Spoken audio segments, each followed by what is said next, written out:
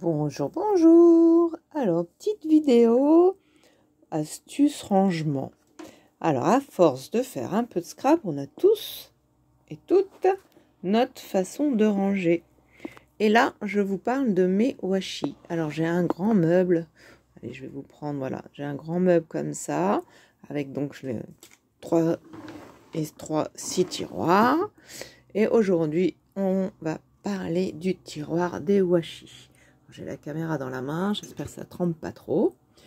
Et j'ai acheté chez Action ces boîtes-là. Vous voyez, il y avait un tapis,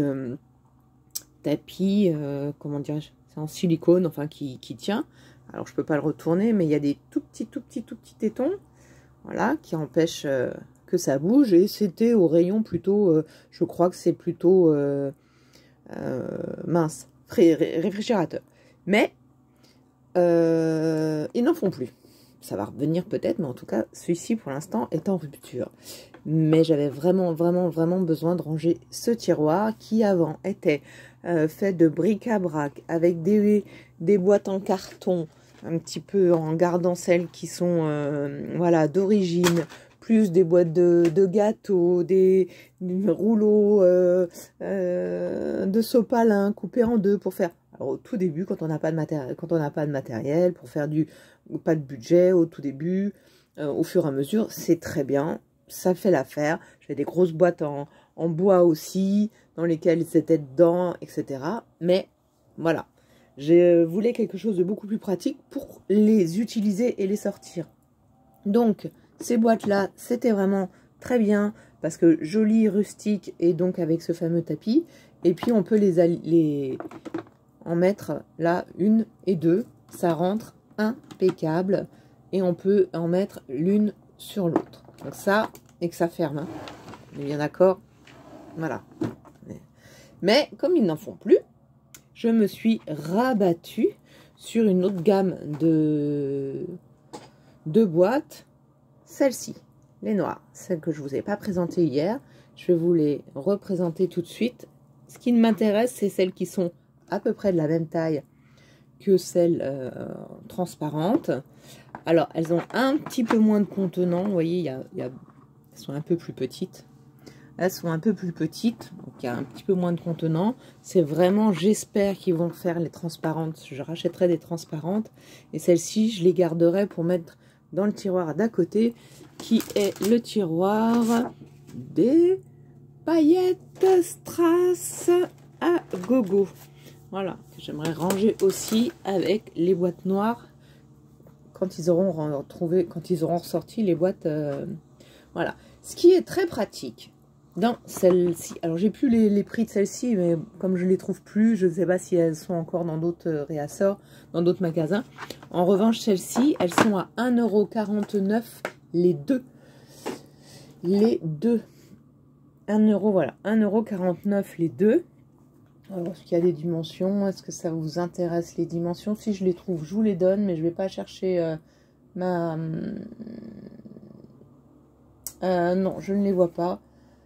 J'ai pas mes lunettes de vue. Non, je ne les vois pas.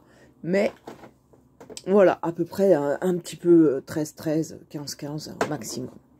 Voilà, donc ça, c'est ce qui est bien, c'est que voilà, je range par couleur ou un peu par thème. Bon, ça, c'est le dernier que j'ai reçu, que j'ai acheté. Et quand j'utilise du washi sur une carte et que je veux rester dans la même couleur, bah, je prends la boîte entière et je la mets sur mon bureau.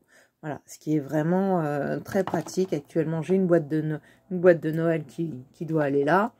Là, j'ai rangé donc toutes celles qui sont, voilà, vous voyez, ceux qui sont en, voilà, vous avez compris, un peu glitter, qui sont un petit peu embêtants à coller, en tout cas pour moi qui utilise la colle silicone.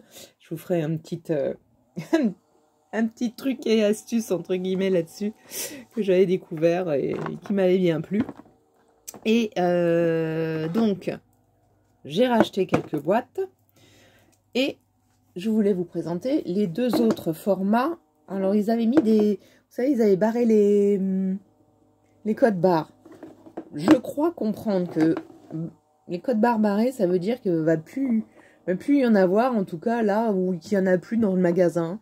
Et donc, bon, je me suis dit, je vais tester aussi ce format-là, du 2 litres à 1,62 les deux.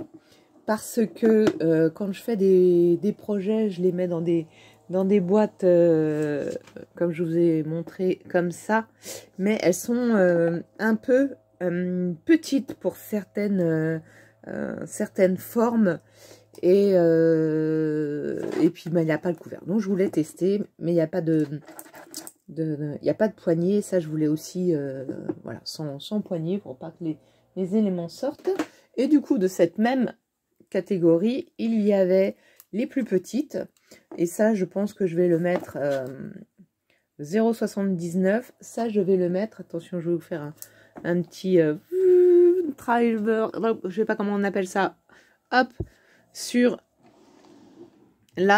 l'autre partie des washi, où là, j'ai d'autres washi, un peu moins bien classés, à part là, c'est la jungle.